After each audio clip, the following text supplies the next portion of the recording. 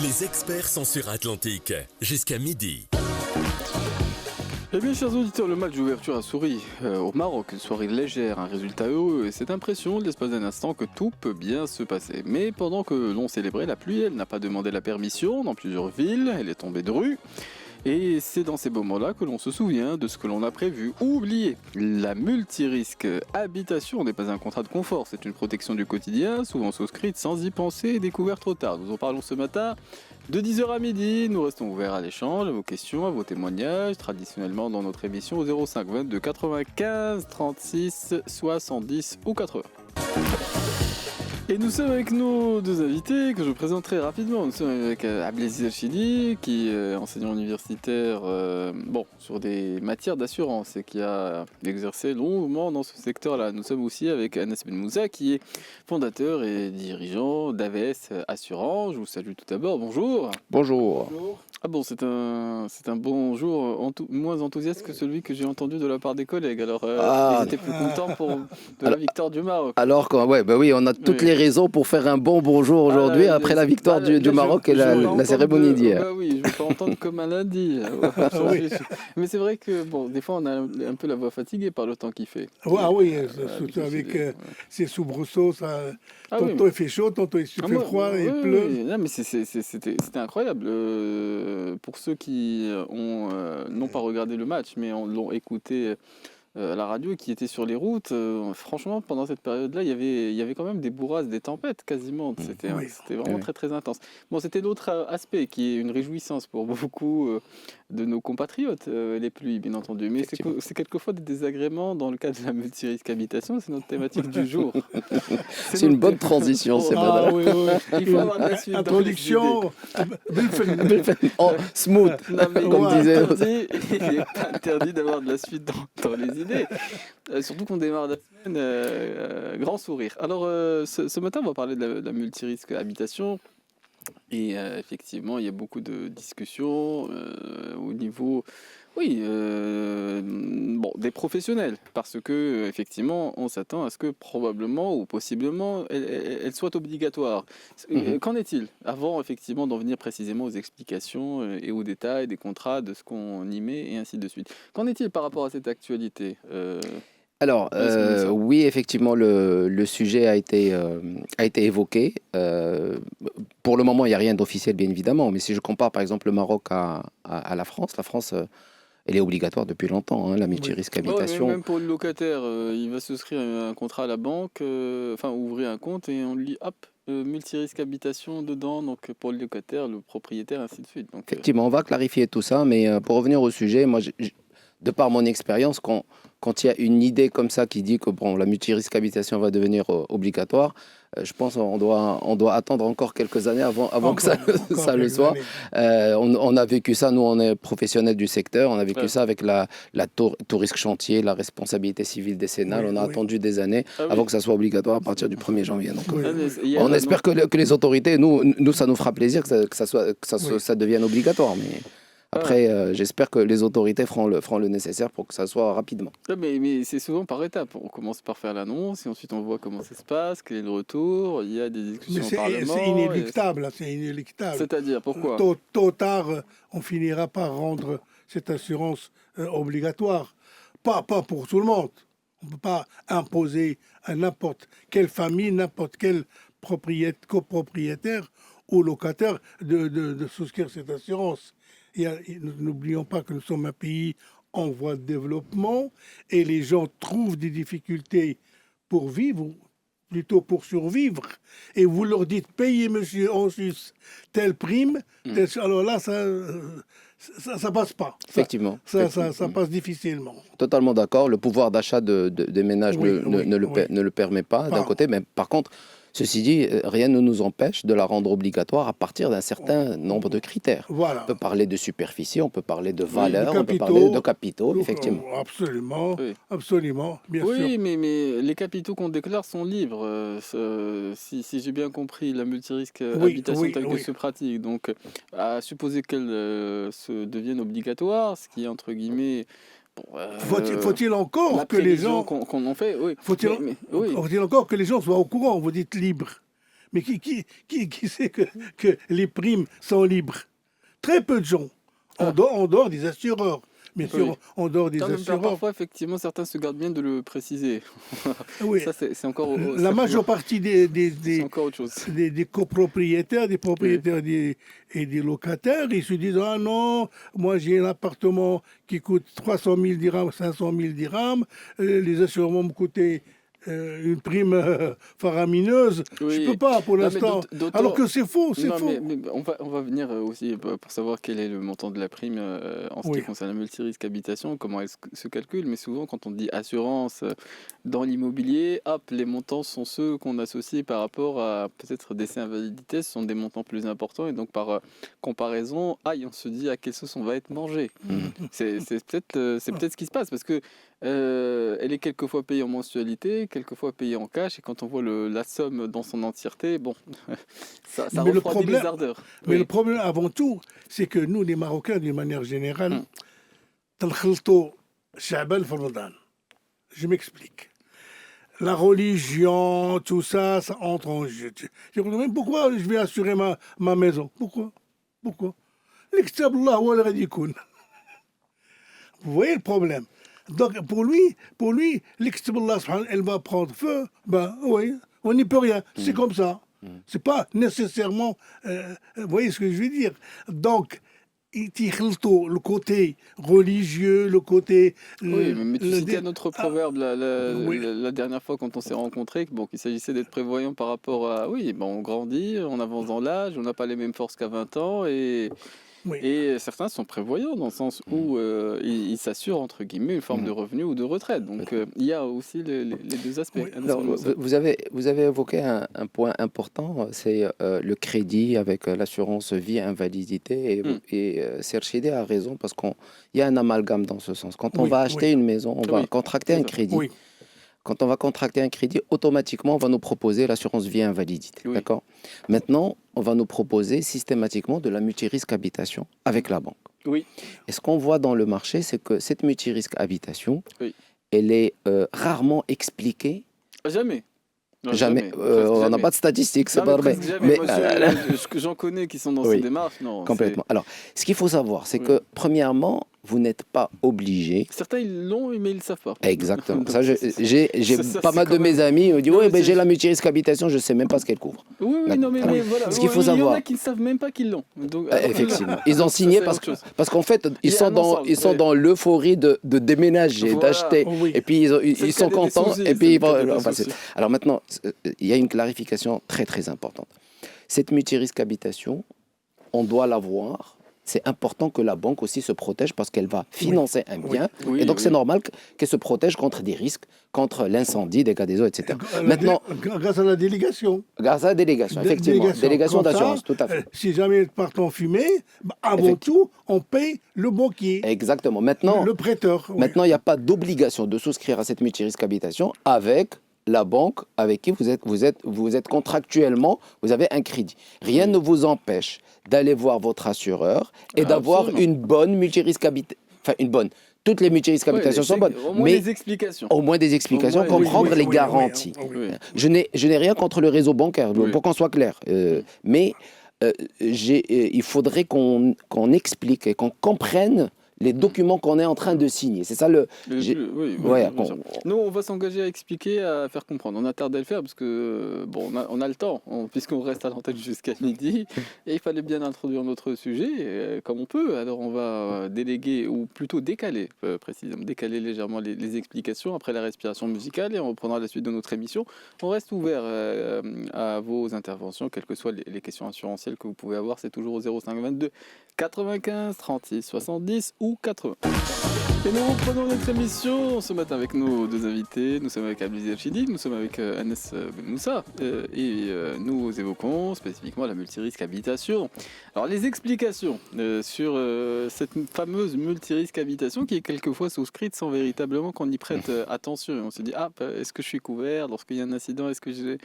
Est-ce que, en contractant le crédit, j'ai dû signer un des papiers soulignant que j'ai en effet contracté cette multirisque habitation? Qu'est-ce qu'on y trouve lorsqu'on ne s'y est pas intéressé au bon moment, c'est-à-dire avec les personnes qui sont susceptibles de partager avec nous le maximum d'informations utiles à Oui. ce sujet. Anas Ben Moussa. Alors, euh, bien sûr, toute assurance, elle couvre un risque.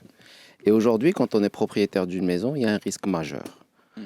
Dans tout ce qui est bâtiment immobilier. Le risque majeur aujourd'hui, c'est l'incendie. Donc d'abord, la multirisque habitation, et ça, il faudrait le souligner. Ah ben, il y a eu Ça quelques couvre, événements. oui, ça Récemment. couvre d'abord contre l'incendie. En fait, historiquement, si on revient des années auparavant, ces assurances-là ont commencé avec le risque incendie. On a commencé avec un contrat contre l'incendie, puis on a commencé à gréver quelques autres risques, autres couvertures petit à petit, Oui. jusqu'à ce qu'on arrive Un à multi. multi. Voilà, exactement.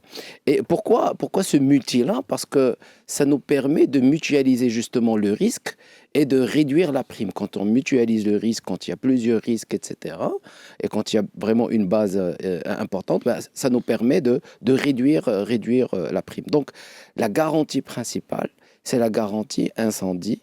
Et cette garantie-là, elle permet donc de couvrir une valeur. Plafond, il y a ce qu'on appelle un plafond de couverture. D'où l'importance de communiquer à votre assureur la valeur la plus proche de la réalité. C'est ça, dans cette garantie incendie, je trouve, moi, personnellement...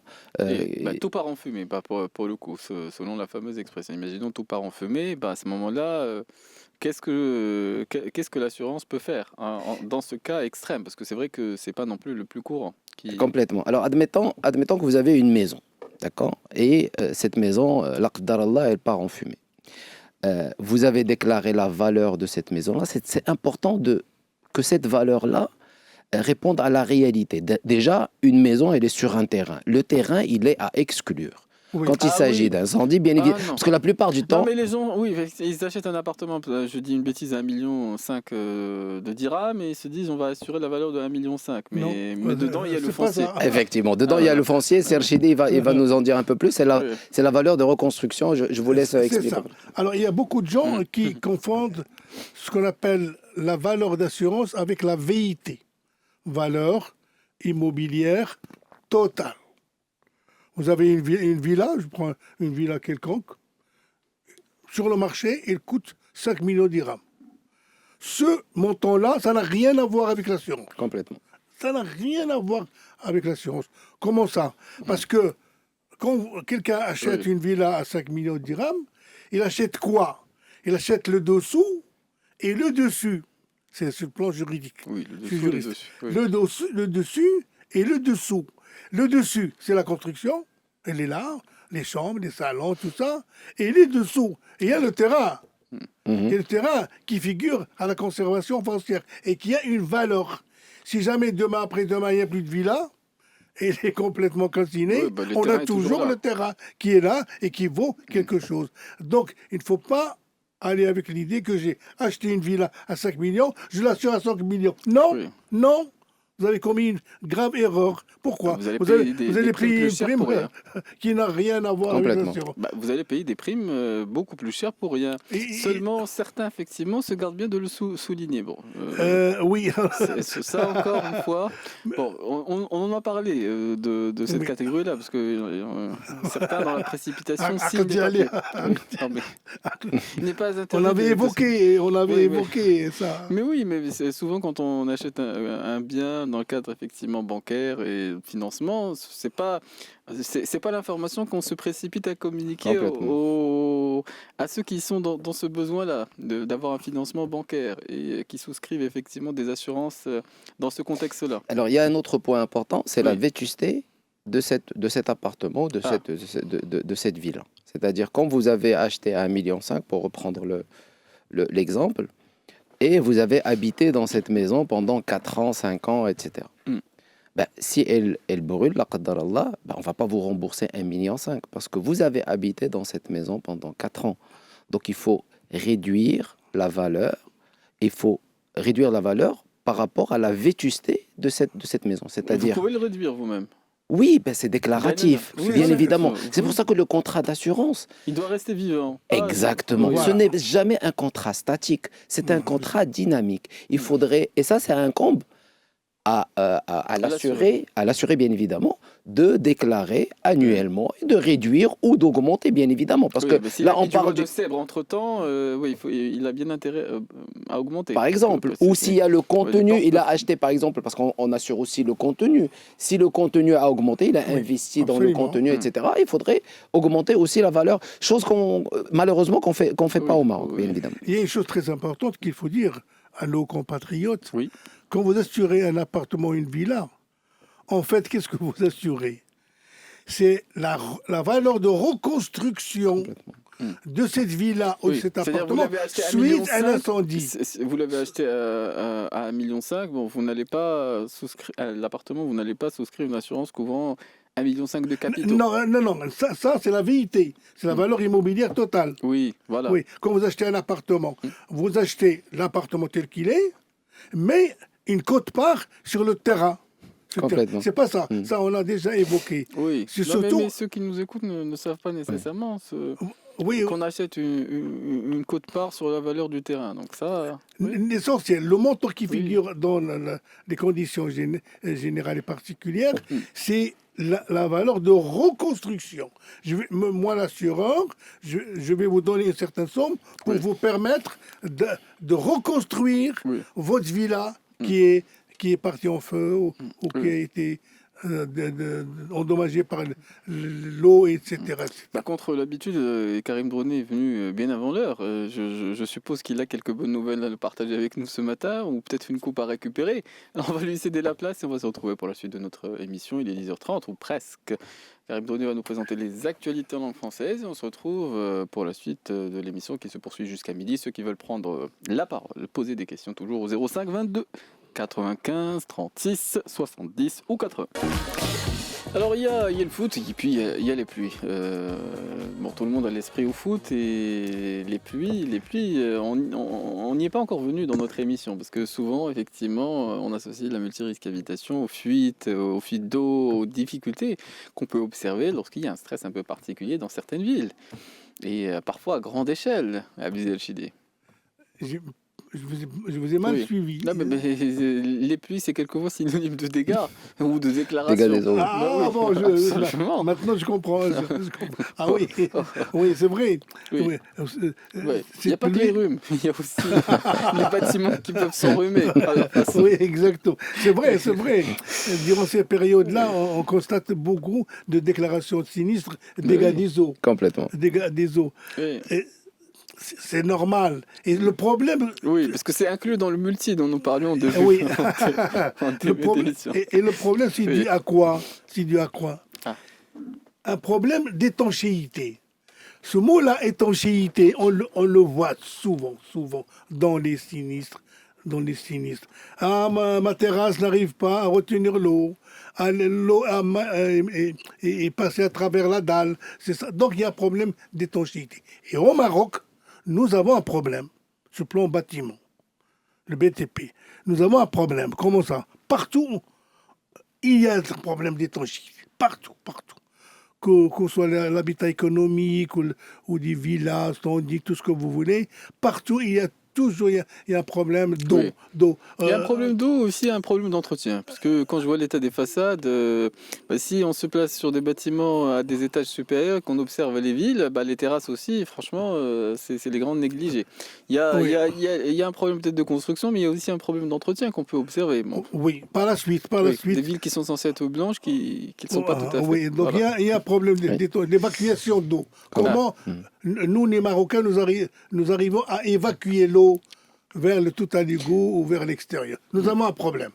Alors l'assurance, la couverture dégâts des eaux, c'est ce qui permet pour nos auditeurs, c'est ce qui permet d'amortir, pour être honnête avec vous et clair, c'est ce qui permet d'amortir la prime d'assurance. Oui, ça va pas plaire aux compagnies d'assurance.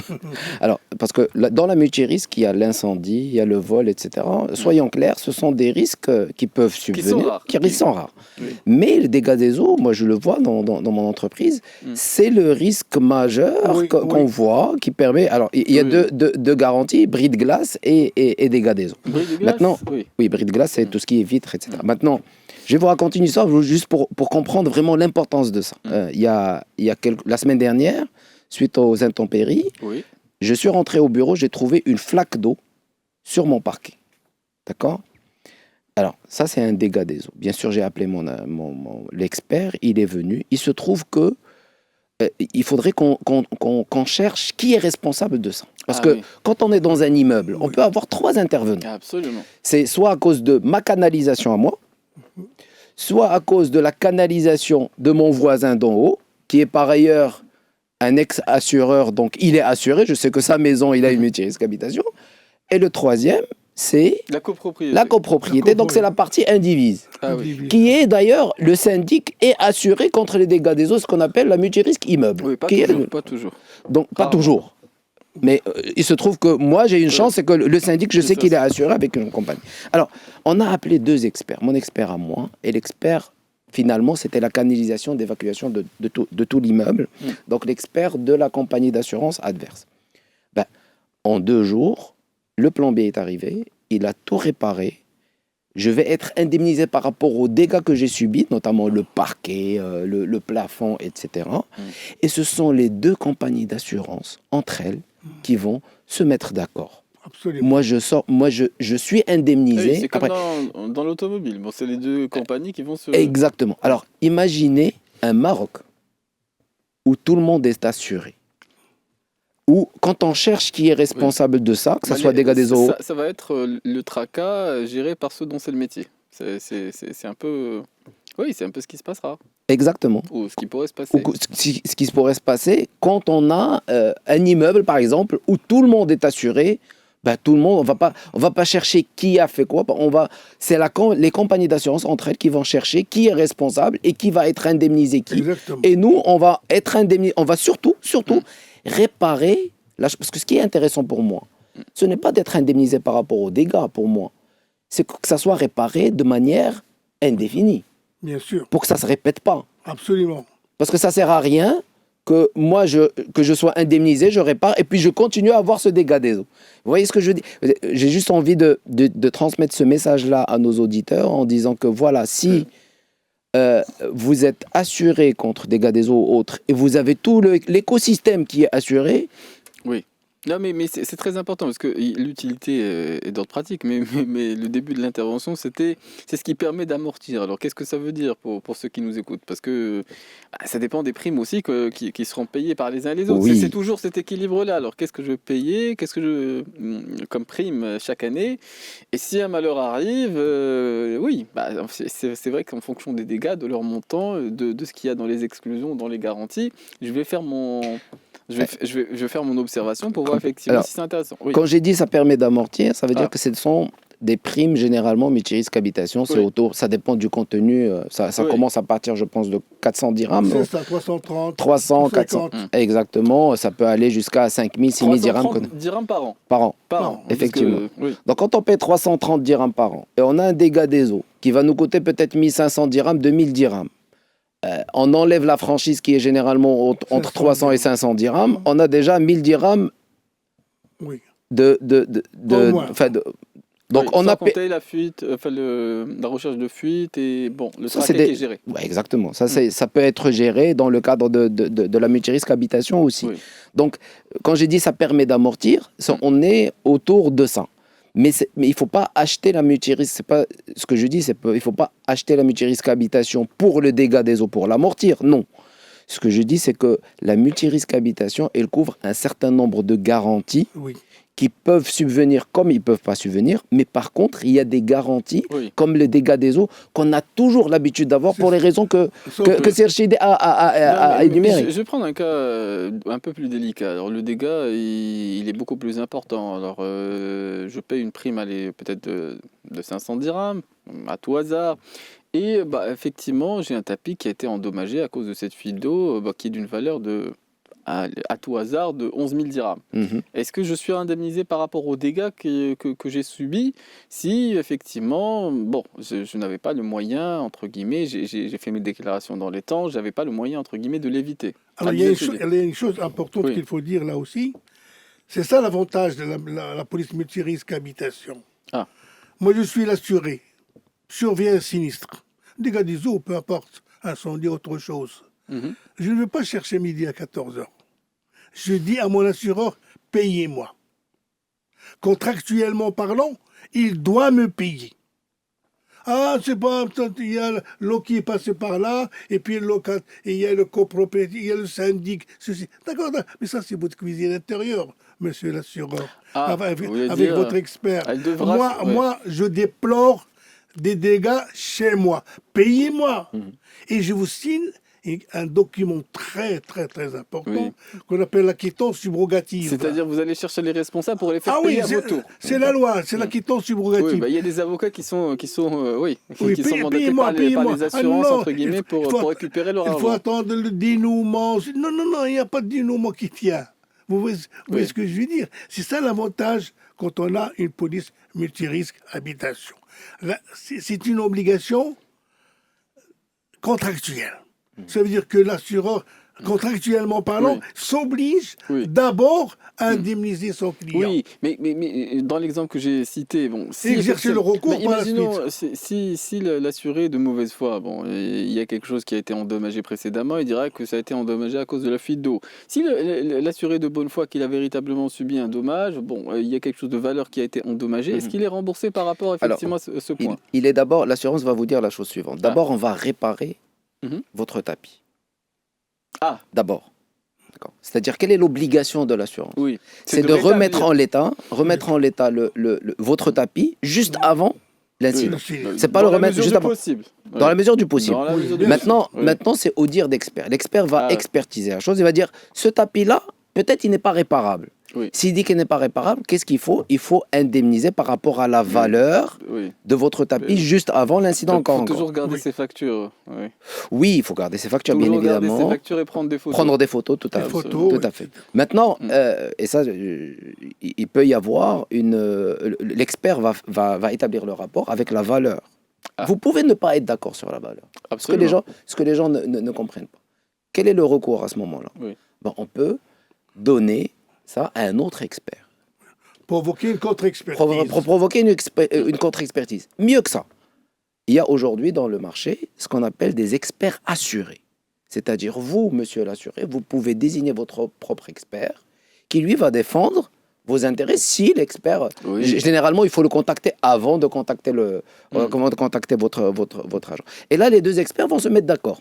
Oui, ça va être le métier. Ça va être leur métier. Parce qu'en fait, ni la compagnie d'assurance, ni l'assuré n'a les compétences pour déterminer la valeur. Ce sont des experts qui sont spécialisés dans le domaine et qui font un travail juste phénoménal. Serchide est là, il a beaucoup d'expérience dans le domaine. Oui, alors il y a une chose très importante qu'il faut dire. Moi, je suis un assuré, j'ai un sinistre. Mon expert, il nomme M. A, que je connais pas. Il se peut que ce monsieur fasse un excès de zèle, fasse du bon travail, ou un travail qui laisse à désirer. Un travail pour moi ou... Oui. Moi, je suis l'assuré. Je suis... Parfois, c'est pas parfois ça joue en faveur de l'assuré. Là, on est content. Et il dit, pour mes dégâts des eaux, ils m'ont donné 2000 dirhams, moi, ça m'a pris 700 dirhams. Là, l'assuré, il est super content. Comment je vais passer le message? Monsieur l'assuré, votre assureur a nommé Monsieur A comme expert. Très bien. Soit l'usage veut, c'est l'usage, attention, l'usage veut qu'il appartient à l'assureur de nommer son expert, mais il n'a pas le droit de vous l'imposer. Pas question. Je ne veux pas de ce monsieur-là. Vous avez le droit, et qu'on l'a très justement dit, de nommer votre expert à condition de le payer. Mon propre expert. Mais le problème, c'est que je dois le payer. Donc, c'est par rapport effectivement à des cas qui, entre guillemets, le mériteraient.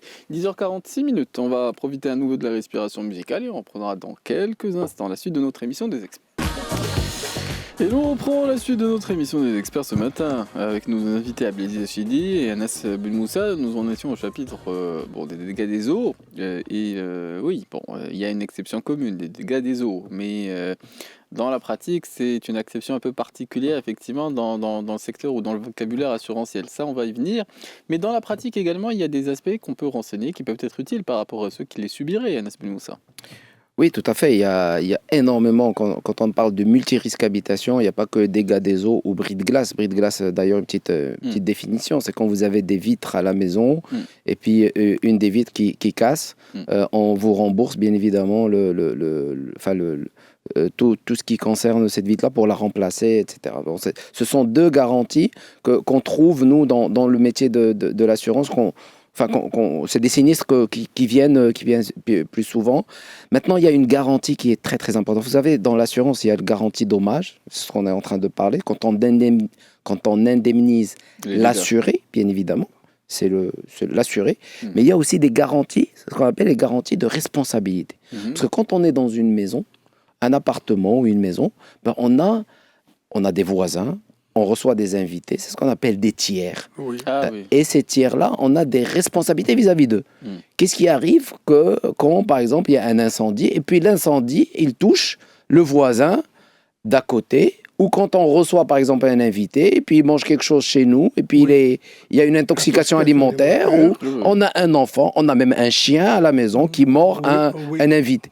Alors, c'est ça la responsabilité. Et oui, je vous ai fait peur. Alors, et ça, c'est aussi important que l'assurance dommage, même si l'indemnisation, elle ne concerne pas l'assuré, mais elle concerne ce qu'on appelle, nous, en jargon d'assurance, un tiers lésé. Quelqu'un qui a subi un quelconque dommage, ou juridiquement, on doit réparer ce dommage-là. Sauf que quand on souscrit un multirisque habitation, bah, ça vient, la compagnie d'assurance vient nous remplacer pour indemniser cette personne-là qui a subi le dommage. C'est peut-être un réflexe que même ceux qui souscrivent à cette multirisque habitation ont très rarement. Bah, il faut rédiger un mail pour dire la personne a mangé chez moi et elle a été intoxiquée, etc. Ou bien la personne est venue, non, c'est question de confiance. Il y a la question de confiance, mais c'est vrai que ce n'est pas quelque chose qu'on observe qui est rentré entre guillemets dans malheureusement non, complètement, parce que les gens ne comprennent. On va dire un long mail, on va l'envoyer à qui? À l'intermédiaire, à l'assurance, et c'est pas vraiment le procès, c'est très simple. Ça passe par deux choses. D'abord, une déclaration de l'assuré, d'accord, et une réclamation du tiers. Et à partir qu'on a une déclaration de l'assuré, l'assuré n'est plus... C'est-à-dire, on traite directement avec le tiers. C'est Rachidi va expliquer davantage peut-être absolument, le process. Bien sûr. L'avantage de cette multirisque habitation est il revêt deux volets. Le premier volet, le plus important, je suis l'assureur, je vous indemnise, je vous dédommage. Tu es mon client, tu es mon assuré, tu es copropriétaire ou propriétaire ou locataire, vous avez subi un préjudice. Incendie, dégâts des eaux, bris de glace, nous avons vu tout à l'heure. Et je nomme un expert pour toi, parce que tu as subi un dommage et je t'indemnise. Ça, c'est le premier volet le plus important. Mais il n'y a pas que ça. Parce que vous êtes un père de famille. Vous avez un appartement, vous avez une villa, vous avez une domestique, vous avez un chien, comme il a dit très justement. Donc, votre famille a causé des dommages à qui? À autrui, à d'autres personnes. Et ça, je ne vais pas vous indemniser, vous, non. Je vais indemniser l'autre personne. Vous avez invité quelqu'un, très bon exemple, eh ben, ce monsieur manque de peau, il a été transporté par l'ambulance, intoxication alimentaire, votre domestique ou votre femme a préparé un plat, etc. Vous voyez ce que je veux dire? Vous avez commis une erreur. Vous avez intoxiqué, ou bien votre enfant, il est mal élevé. Ce sont des choses qui arrivent. Oui, effectivement. Il a raison, Serge. C'est pas à l'intérieur de la maison. Oui, exactement. C'est ça ce qui est génial. Ce qui est génial, c'est que l'assurance responsable, ce qu'on appelle la RC chef de famille, n'est pas forcément liée au lieu. Nous, on a indemnisé un assuré qui était en Espagne, dans un appartement loué. Il a subi, son fils a fait des dommages dans cette maison. Il a indemnisé le propriétaire de la maison. Il a ramené toutes les factures. On a fait les déclarations avec un désistement. Alors, quelqu'un qui a passé. Oui, monsieur. Il a voyagé en Espagne. Oui, son monsieur. fils a- C'est pas lié, effectivement. Ce n'est oui. pas lié au Elle lieu. suit la famille. Elle si suit vous la voulez. famille. Ah, d'accord. Donc, bon, ils ont loué quelque part chez quelqu'un en Espagne et l'enfant a fait des dégâts et. Oui, monsieur. Oui. L'enfant est responsable. En Espagne, on a indemnisé le propriétaire espagnol. Exactement. Un autre exemple. Votre femme est chez le coiffeur. Elle a fait un dommage. Oui. C'est la Elle a RC chef de cassé, famille. Elle a du cassé matériel. quelque chose. Oui. On peut la faire entrer dans Oui. la responsabilité civile chef Oui. de famille. D'accord. Donc, La famille telle qu'elle est. d'accord, j'entends. Et Ouais. si c'est une mère célibataire, c'est elle qui est le chef de famille et en conséquence qui va C'est faire- elle l'assurée, donc Bah, bien forcément. Bah oui. Votre domestique, il fait tomber, je ne sais pas moi, depuis le balcon, un pot de fleurs Oui. sur la tête de quelqu'un qui passe. Sur le pare-brise d'une Voilà. voiture. Du pare-brise de Ah, bah, voiture. Eh ben, Oui. c'est ta domestique, tu es Non, mais je responsable pense que d'elle. dans l'inconscient collectif, il y a une réticence à évoquer ces sujets d'assurance, parce que oui, mais on parle du malheur et certains ont la disposition d'esprit ou la crainte qu'en en parlant, on puisse le rapprocher à soi-même. Mais il faut Oui. dire Oui. chapeau. Mais c'est vrai, ce sont des choses qui font partie du quotidien de Voilà. Complètement. peut-être Il faut des dire- mails que vous recevez probablement. Oui. C'est- En c'est 50 Saoudi. ans, Abdel Il Sidi, faut il a dire- dû avoir des C'est vertes et Saoudi. des pas mûres. On peut dire chapeau Oui. aux assureurs. Alors. Ils essaient par tous les moyens de suivre les familles. Qu'est-ce qui se passe au sein d'une famille? Oui. Quels sont les cas? Non, mais même ceux qui nous écoutent et qui souscrivent à ce type de multirisque habitation n'auraient pas l'idée ou rarement, Non. très très rarement, C'est l'idée de faire jouer l'assurance multirisque habitation, parce que multirisque habitation, dans ces cas qu'on vient d'entendre. Non, mais c'est la famille, c'est une famille. C'est la vie d'une famille quelconque. Mm. Un monsieur, une dame, Oui. ses enfants, sa domestique, eh bien, quelque chose ne marche pas.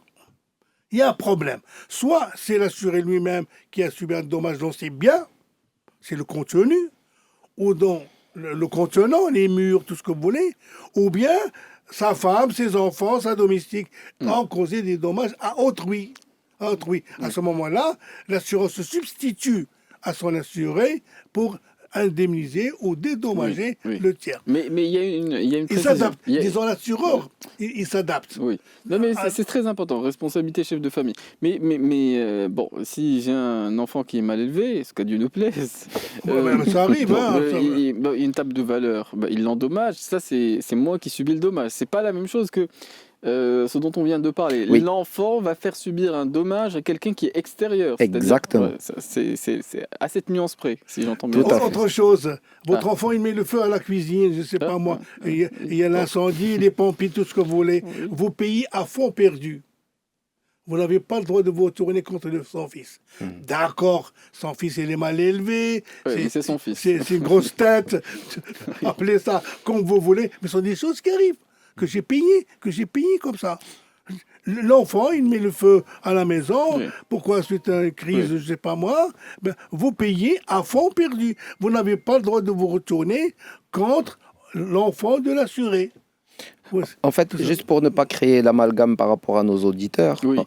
l'assuré et ses préposés sont assurés justement contre des événements. Dégâts des eaux, l'incendie, bris de glace, etc., sont clairement énumérés, la liste est longue. Mais ça, c'est l'assurance dommage. C'est la personne qui va être indemnisée, comme l'a expliqué, c'est l'assuré qui va être indemnisé. Mais l'assurance responsabilité civile, elle ne détermine pas l'événement. C'est juste, on a causé, Oui. on À a autrui. causé à autrui un dommage quelconque. Peu importe l'événement. Par qui? Absolument. Maintenant, la question qui se pose, c'est qui a causé ce dommage? Est-ce que c'est le préposé de chef de famille? Quand Oui. on dit préposé, Oui. c'est au- sa c'est au- femme ou son enfant, ou c'est des son fils, ou ascendants, c'est inversement. l'animal de compagnie, Ah oui. etc. Il y a un cas oui, qui va vous faire sourire. Ah ben, on va c'est- faire un petit zinc parce qu'il est 11h00 et Mourad Baba nous a rejoint.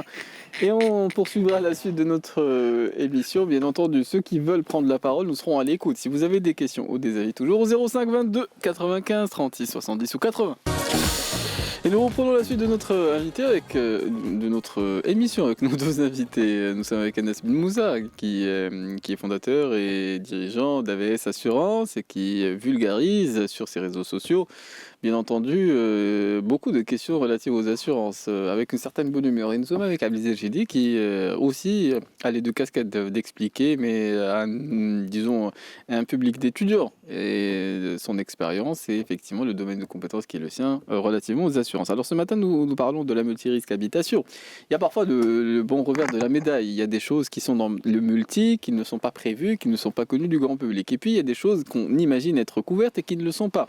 Alors est-ce que l'assurance couvre lorsqu'il y a une négligence, lorsque on n'a pas fait les entretiens, lorsqu'il y a des infiltrations ou des dégâts des eaux suite à une infiltration lente? Qu'est-ce qu'on entend aussi par effectivement les exclusions qui sont quelquefois spécifiées noir sur blanc dans ces contrats d'assurance et qu'on peut lire entre guillemets en étant un peu plus distrait? Abdelaziz Chidi.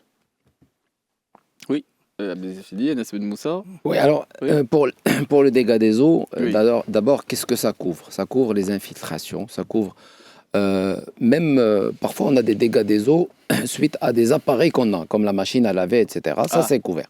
Alors, ce que je conseille à tous les auditeurs, c'est il y a un document qui est très très important quand vous achetez votre multirisque habitation. Oui. Ça s'appelle les conditions générales. Ah. Dans ces conditions générales, vous avez le détail du détail, ce que ça couvre et ce que ça ne couvre pas.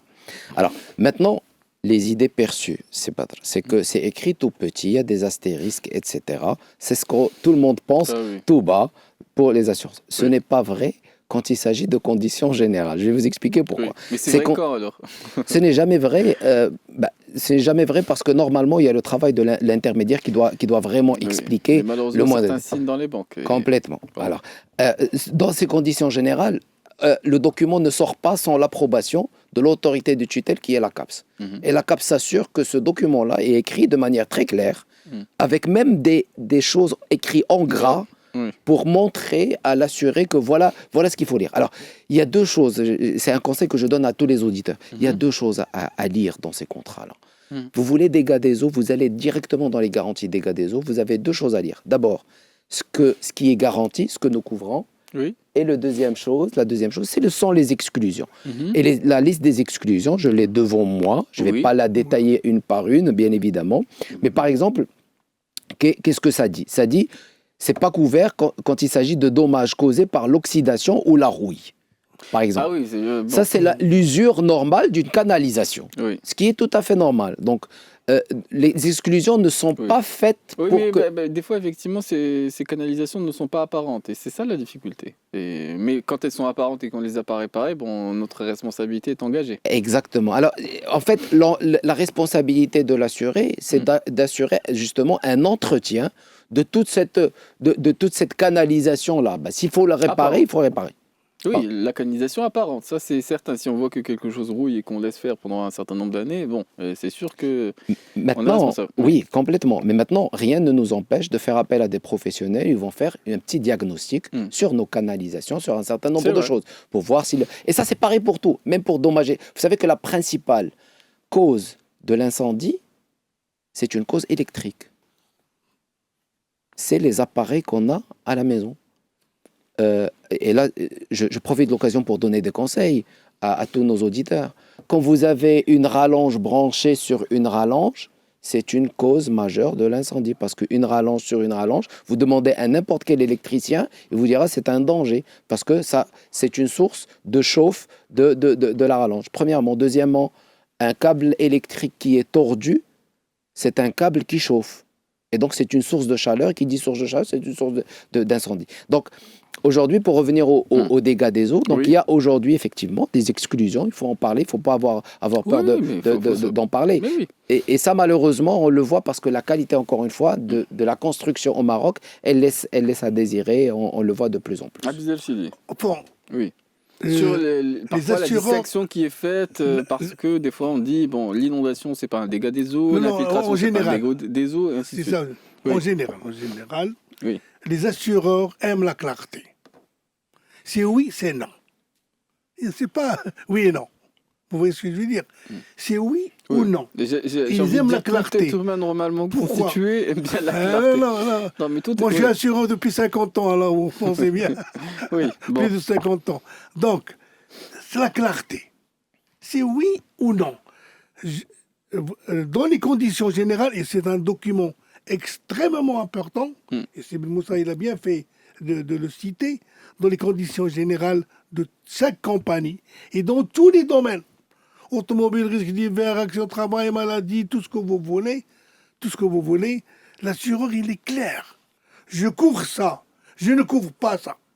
Il le dit, noir sur blanc, dès le début. Alors, le revers de la médaille, Shnaïa, quand revient un sinistre, l'assureur ne peut pas se hasarder à dire non, c'est pas couvert. L'assuré peut lui dire où voyez-vous ça? Alors, pour revenir, c'est Badr, Oui. pour revenir à l'exemple, d'accord? Je vais vous citer clairement. Quand il y a une inondation, la plupart des dégâts des eaux, ils viennent de refoulement des égouts. C'est-à-dire les égouts sont complètement bouchés. Oui, c'est pour ça qu'il y avait des annonces, sortez vos voitures dans certaines villes. Alors, je vais vous lire ce que nous garantissons. C'est une des conditions générales d'une compagnie que je ne vais pas nommer. C'est écrit clairement, refoulement des égouts non dû à un effet climatique ou naturel exceptionnel tel que l'inondation ou la tempête. Oui, mais ça, événement climatique exceptionnel, c'est déclaré par le chef de gouvernement. Complètement. Alors, c'est là, c'est ça ce qui est génial dans l'assurance. C'est pas déclaré, c'est assuré. Complètement. Alors, Enfin, c'est ça ce qui est génial dans l'assurance, c'est qu'on a des garanties, l'une complète l'autre. Ça veut dire quoi? Ça veut dire, quand il n'y a pas d'inondation, quand ce n'est pas déclaré, c'est couvert, comme c'est clairement stipulé. Maintenant, si c'est déclaré, c'est une autre garantie qui s'appelle événement catastrophique, qui a d'autres règles d'indemnisation, qu'on peut en parler par la suite. D'accord. Qui est d'ailleurs les mêmes règles d'indemnisation du tremblement de terre de France. On nous a dit, lorsqu'il y a des entre guillemets, des voitures bloquées dans le garage à cause des... effectivement, des fois, il y a les pluies qui sont très intenses et on peut observer qu'il y a des garages qui sont bloqués. Ceux qui contractent la multirisque immeuble, ceux qui contractent parmi les syndics cette multirisque immeuble, s'ils souhaitent que effectivement les copropriétaires soient dédommagés par rapport aux dégâts qu'ils vont constater sur leur véhicule, il faut qu'ils souscrivent une forme de clause supplémentaire. Complètement. Pour que ce soit pris en considération. Effectivement. Donc, Alors, mais ça, on ne le sait pas. Quand on va souscrire, c'est pour ça qu'il y a beaucoup de détails sur lesquels il faut se renseigner. Il y a ce qu'on appelle, nous, dans le jargon, une extension de garantie. Voilà. C'est-à-dire, ce sont des garanties supplémentaires qu'on rajoute, comme une garantie inondation. Moyennant surprime. Moyennant une surprime. Alors, les assureurs vont se poser la question, mais pourquoi ces assurances, ils vont toujours vouloir nous faire payer plus? Pourquoi ils n'incluent pas tout là-dedans? Tout simplement parce qu'il y a des statistiques. On ne peut pas. Il y a des statistiques, il y a des choses qui coûtent de l'argent à l'assurance. C'est-à-dire, la probabilité pour que ça arrive, elle est tellement importante qu'on ne peut pas l'offrir sans surprime. Et ça, Serchidi, je pense que... Il y a une chose que nos assurés doivent savoir. Les assureurs ne sont pas des maisons de bienfaisance. Complètement. Nous ne sommes pas des maisons de bienfaisance pour faire du bien. Rien que du bien. Nous sommes une SA, société anonyme à but lucratif. Clair et net. Là, moi, j'appelle un chat un chat. Moi, compagnie XY, je ne les citerai pas. Je mutualise un risque et je suis pas là pour j'offre un service moyennant aussi une rentabilité. Oui, bien sûr. Je ne suis pas là pour vos beaux yeux. Prenons le cas d'une compagnie, je ne suis pas la peine de la citer, qui est passée de la France jusqu'ici, que nous connaissons tous. Je ne suis pas la peine de la citer. Elle n'est pas venue sur société française. Et une autre société allemande qui est là, c'est pas la peine de la citer. Elle n'est pas là pour les beaux yeux des Marocains. Mon œil. Il ne va pas vous faire croire ça. C'est pas possible.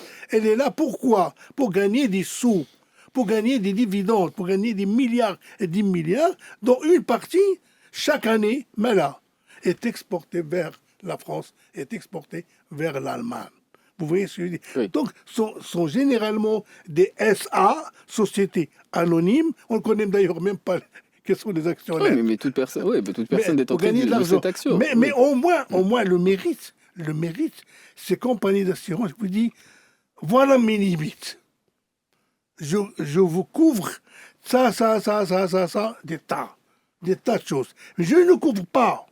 Là, il y a noir sur blanc. Et généralement en rouge. Oui, mais c'est pour ça que quand on dit voilà ce que ça couvre, et des fois on ne sait pas tout ce que ça couvre, Ce qui fait et on essaie aussi de renseigner ceux qui nous écoutent par rapport effectivement à ce chapitre-là, des exclusions très importantes, parce que sans quoi on tombe de haut, et on tombe des nues, et ça fait des discussions houleuses avec les intermédiaires ou les personnes qui travaillent dans les assurances. Oui. Ce qui fait que vous, monsieur l'assuré, du commun des mortels, avant de demander quoi que ce soit, alors, voyez les conditions, est-ce que c'est couvert ou ce n'est pas couvert? Oui. Si c'est couvert, accrochez-vous, je veux être indemnisé. Mais bien entendu, dans les multis, il n'y a pas tout. Mais l'assureur ne peut pas tout couvrir, c'est pas possible. Oui. Il ne peut pas tout couvrir. Des centaines de cas, je les couvre tous, c'est pas possible. Oui. Donc, mais il le dit, noir sur blanc, voilà ce que je couvre, voilà ce que je ne couvre pas. Et il y a des extensions, comme vous le dites. Et un dernier mot sur les garages. Alors, des fois, ce sont des parties privatives.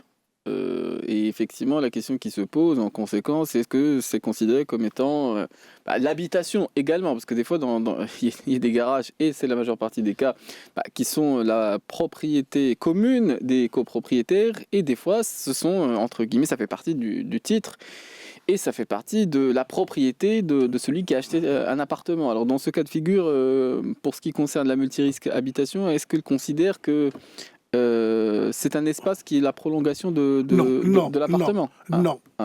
Oui. Vous avez un appartement, Oui. je couvre votre appartement. Point barre. Mais, parallèlement à ça, il y a le syndic qui doit souscrire une autre police, vous en avez parlé tout à l'heure, qui couvre la responsabilité des copropriétaires entre eux, bilato, entre eux. Un copropriétaire, est tombé dans l'ascenseur. Oui. Mais là, la responsabilité... C'est pas la multirisque habitation. C'est l'immeuble qui est responsable. Oui. C'est mais par rapport à l'exemple que votre voiture a pris feu suite à coupe-circuit, je ne sais pas moi, dans le garage. Eh ben, ce n'est pas la multirisque habitation. Ça n'a rien à voir avec la multirisque habitation. C'est l'immeuble qui est pour quelque chose. Donc, il faut chercher toujours qui a fait quoi, qui est responsable, qui n'est pas responsable. 11h22 minutes. On va profiter de la respiration musicale et on se retrouve pour la suite de notre émission des experts. Et je rappelle toujours que nous restons toujours ouverts à l'échange. Si vous avez des questions, au 05 22 95 36 70 ou 80. Bon, je peux pas vous dire ce que les assureurs ensemble, lorsqu'ils se rencontrent, qu'ils peuvent se dire. C'est toujours des cas un peu mémorables qu'on peut se raconter, qui reviennent comme ça à l'esprit. Alors il est 11h27, le temps qui nous est imparti pour cette petite partie de l'émission est assez contraint. Alors on va simplement peut-être compléter notre idée en ce qui concerne les exclusions. Tout est écrit noir sur blanc, mais bien entendu, encore faut-il poser les bonnes questions, savoir s'il y a des extensions et avoir de l'échange. En ce qui concerne la multirisque habitation, il n'y a pas nécessairement cette possibilité-là. Alors, on contacte qui? On contacte l'intermédiaire, on contacte l'assureur, on contacte l'expert directement, Agnès Benmoussa? Pour souscrire, on contacte l'intermédiaire avec qui on a l'habitude de travailler, bien évidemment. Il y a une confiance. Alors, quand il y a un sinistre aussi, c'est l'intermédiaire qui va faire le lien entre la compagnie d'assurance et l'assuré. Et c'est la compagnie qui va désigner un expert. Bien sûr, l'intermédiaire, il va coordonner entre l'expert et l'assuré pour qu'il y ait la visite, qui va centraliser le rapport, qui va lire le rapport de cet expert à son assuré. Et généralement, le rapport, il est suivi par une indemnisation, par un montant, si bien sûr il y a couverture. S'il n'y a pas couverture, l'expert va le dire. Et parfois, on a, et je vais vous le dire vraiment honnêtement, parfois on a des petits soucis de sinistres antérieurs. C'est-à-dire, les gens sont parfois malins. Ils ont un dégât des eaux, ils disent tiens, je vais souscrire à une assurance multirisque habitation, je vais déclarer le sinistre. Ça, ne faites pas ça parce que les experts, ils sont très forts là-dedans et ils vont le relever en un quart de tour. Et dans le rapport, il va dire c'est un sinistre antérieur à la date de souscription. Donc, et d'ailleurs, l'assurance, on souscrit quand on n'en a pas besoin. C'est ça le principe de l'assurance. Et quand on en aura besoin, on est content. C'est pas quand on a besoin de l'assurance qu'on va souscrire, bien Oui, évidemment. l'assurance, d'une manière générale, n'a jamais d'effet rétroactif. Exactement. Je suis tombé malade, je vais m'assurer. Oui. Ah là là. Oui, oui, Je c'est- suis blessé, Oui. je m'assure pour être indemnisé. Non, c'est toujours par la suite, Oui. jamais avant. Ah N'a oui. pas d'effet rétroactif. Oui, parmi les auditeurs, on peut parfois le regretter. Il est 11h29 minutes.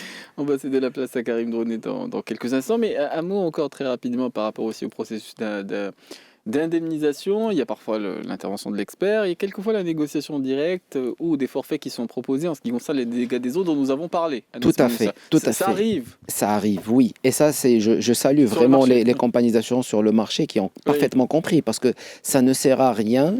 Parfois sur des petits dossiers, parce que ça fait l'affaire de tout le monde est Ouais. gagnant. C'est-à-dire, il y a l'expert qui passe et puis il va proposer un forfait, il va dire écoutez, est-ce que si je vous donne 2000 dirhams, 3000 dirhams, vous Ça serez vous va. content, ça vous va?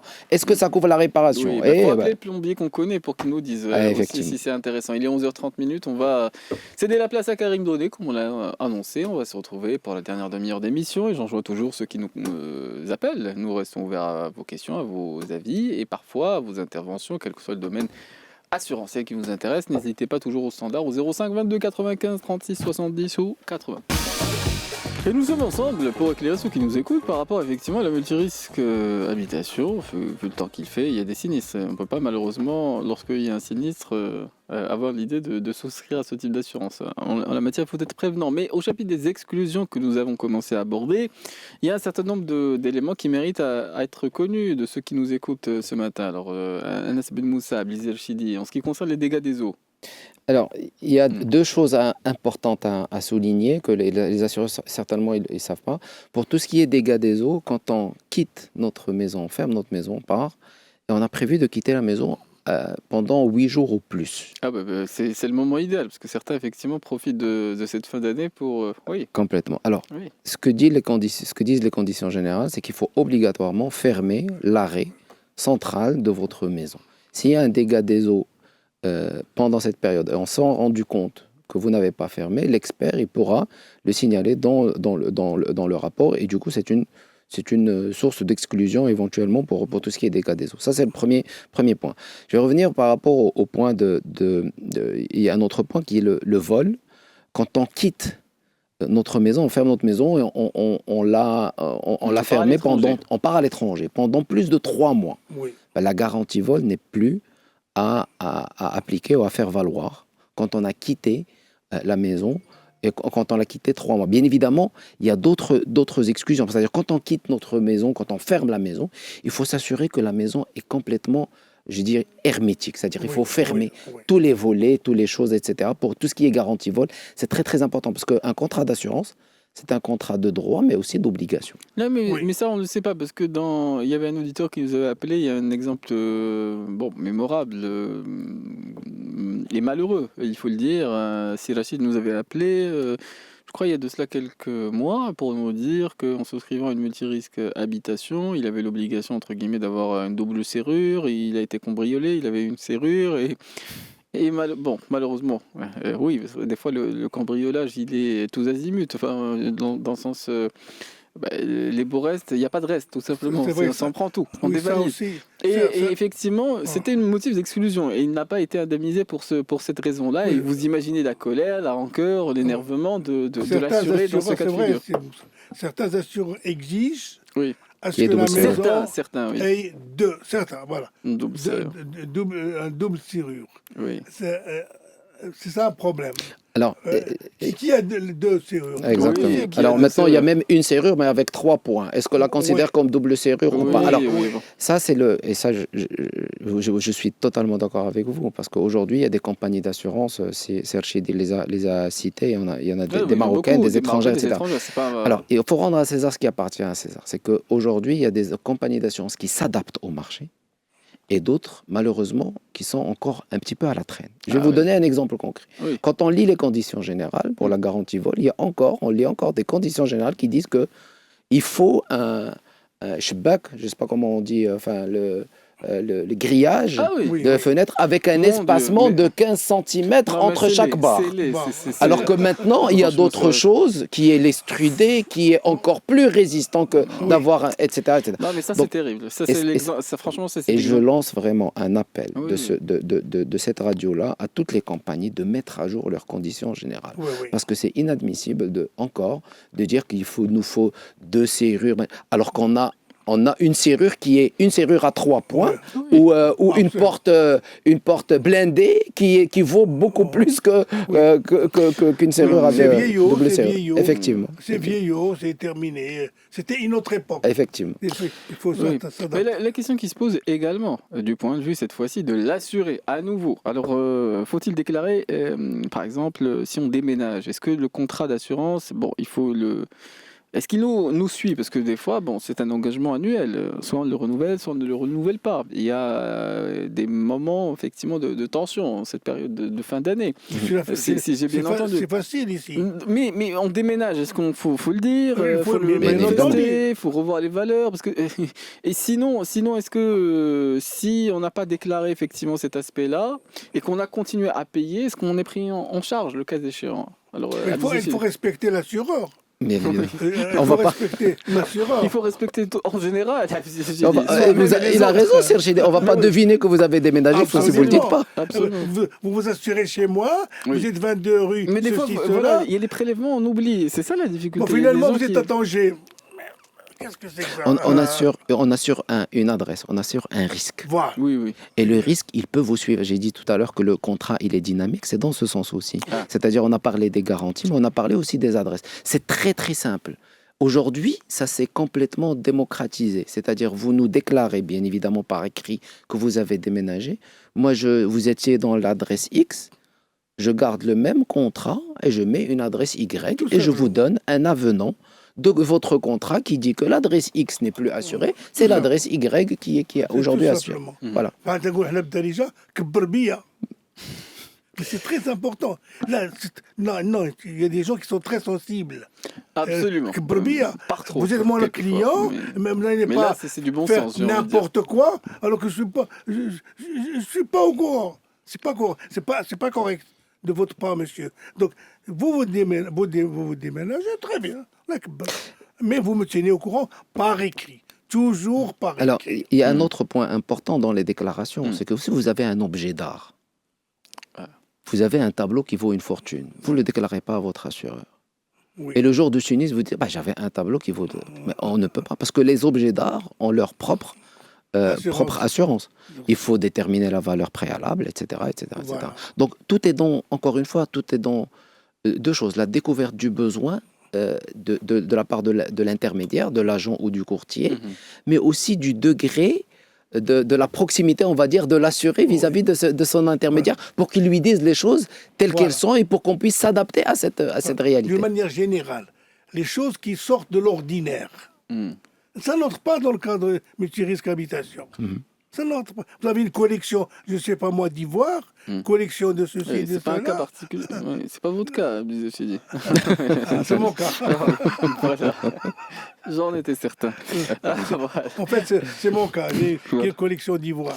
D'accord. Oui, non, mais Sauf que lui, il est bien assuré, hein, vous inquiétez Ah, pas. ne vous en faites pas. Donc, il a eu 50 ans pour parfaire pour aiguiser entre guillemets ses Oui. aptitudes à être bien couvert. Il est 11h46 minutes. On va profiter de la respiration musicale et on va entamer notre dernier quart d'heure d'émission. Et j'enjoins toujours ceux qui veulent interagir à nous contacter au standard.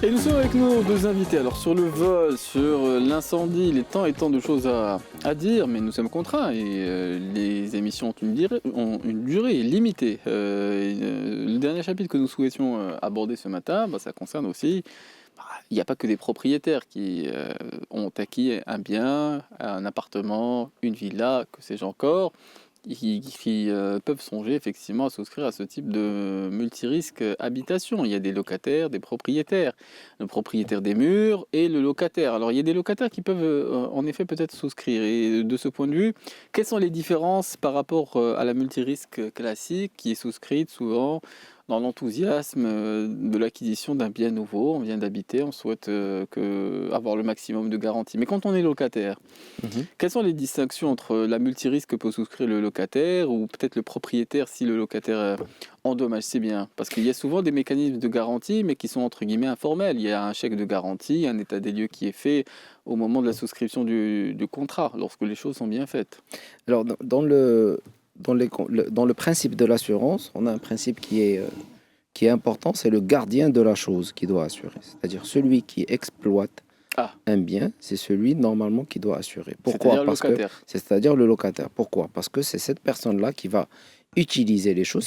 Généralement, c'est cette personne-là qui a le contenu, parce qu'on assure un contenu à l'intérieur. Il est propriétaire de ce contenu-là, et donc, le risque, il est plus dans ce gardien de la chose, c'est lui qui est généralement où il y a le risque, hein. Quand on parle d'incendie, c'est lui qui utilise Les prises. les prises, c'est oui. lui qui utilise la cuisine, etc. etc. Mhm. Maintenant, c'est pour ça que je conseille tous les propriétaires d'appartements qui louent des appartements Mhm. de stipuler ça dans le contrat de bail et de dire, C'est-à-dire, oui. de dire à leur locataire, vous avez l'obligation Bien sûr. d'assurer cette maison-là. Exactement.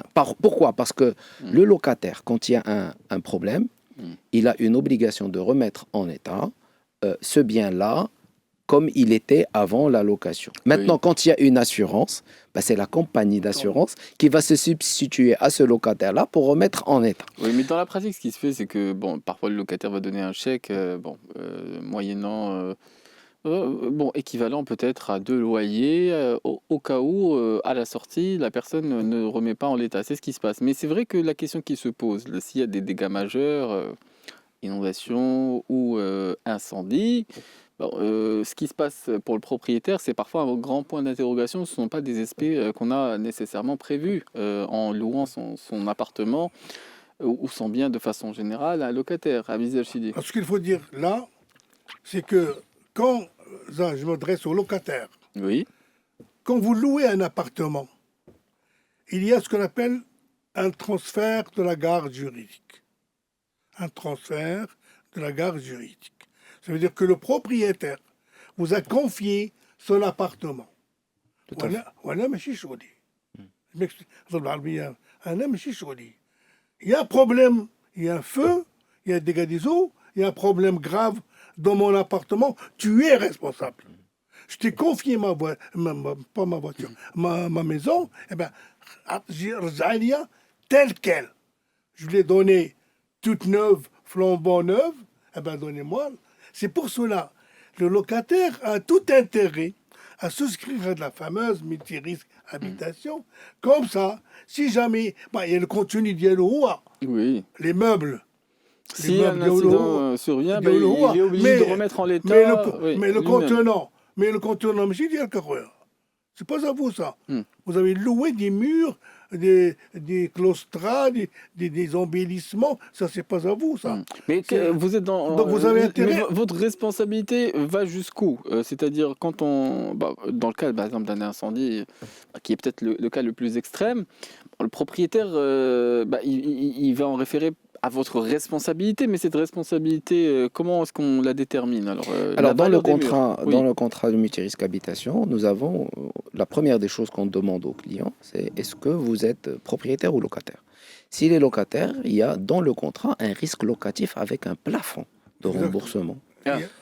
Oui, bien évidemment. Donc c'est remettre en l'état d'accord. Mais il y a un plafond de un plafond d'indemnisation. Et qui est consistant. Et qui est consistant, généralement, effectivement, Serge Chidi. Ce n'est pas 200 000, 300 000, 400 000. C'est les 1 million de dirhams. Donc c'est ce qu'on appelle, nous, le risque locatif. Et c'est écrit clairement dans le contrat, c'est un risque locatif. Donc on sait que le statut de cet assuré-là, il est locataire. D'accord. Maintenant, en France, il y a un autre statut, c'est le péno, c'est le propriétaire non occupant, qui peut aussi assurer, parce que la source du problème, elle peut être de la cuisine, etc. Oui, elle peut être etc. externe. Elle peut être aussi Ben oui.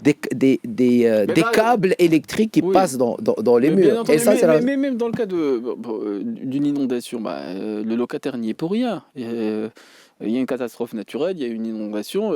Franchement, il peut avoir toute la bonne volonté du monde et s'il l'a subi, bon, je vois difficilement que le propriétaire puisse incomber la responsabilité des dégâts au Oui. locataire. C'est pour ça que les dégâts des eaux, inondations, etc., elles font partie de la multirisque habitation. Donc on indemnise le locataire parce que c'est lui qui exploite cette maison-là. Et on estime, parce que l'assurance c'est ça, c'est on indemnise pour que vous continuez à exploiter ce bien-là. Et c'est pour ça qu'on dit que le gardien de la chose, c'est double parce que c'est lui où il y a le risque, mais c'est celui qui continue à exploiter. Nous, les assureurs ne veulent pas que ce locataire-là quitte les lieux. Ils veulent l'indemniser, réparer pour qu'il continue à payer des loyers. Exactement. Nous, heureusement, on n'indemnise pas nos collègues pour les retards. On essaie simplement de les éviter. Il est 11h56 minutes. On se retrouve. Champion du monde des transitions. Bon, on va se retrouver. Merci bien. Anas Ben Moussa, mais je renvoie bien entendu ceux qui nous écoutent. Bon, peut-être, oui, il y a des capsules de vulgarisation sur les réseaux sociaux que vous produisez, bon, qui sont bien faites. Et je salue effectivement cet effort-là. Et les auditeurs qui nous écoutent peuvent s'y référer, notamment sur les réseaux sociaux, spécifiquement Instagram. Il est 11h57 minutes.